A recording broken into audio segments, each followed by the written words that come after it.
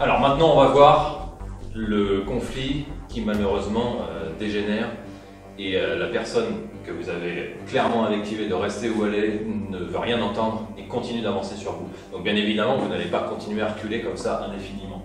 Il y a un moment où il va falloir faire stop. La personne continue quand même à avancer et montre des velléités à vouloir armer soit un coup de poing, soit à vouloir vous attraper, soit à vouloir vous pousser. Et à ce moment-là, après avoir suffisamment prononcé une fois de rester ici, d'arrêter, etc., la personne arrive et vous frappez immédiatement dans la zone génitale. Donc, on va le faire doucement. Alors moi j'ai mis ma main parce que je sais que c'est douloureux. Généralement, quelqu'un qui vous attaque, ça va être plus, il baisse les mains pour frapper ou il attrape pour frapper. Moi j'ai attaqué comme ça parce que je savais ce qui allait venir. J'ai vu la vidéo. Voilà. Mais la vraie attaque, ça va être plus. On recule et on frappe On respecte pour le dans la zone génitale. Donc, on va le faire en situation et en simulation semi-réelle. Donc, je lui ai dit clairement, restez là, monsieur. Vous restez ici. Arrêtez. Et là, on frappe. Donc, très important, on frappe. Soit avec le dessus du pied, s'il a trop avancé, soit avec la pointe du pied que l'on voit, pousse la main, que l'on voit clairement ici.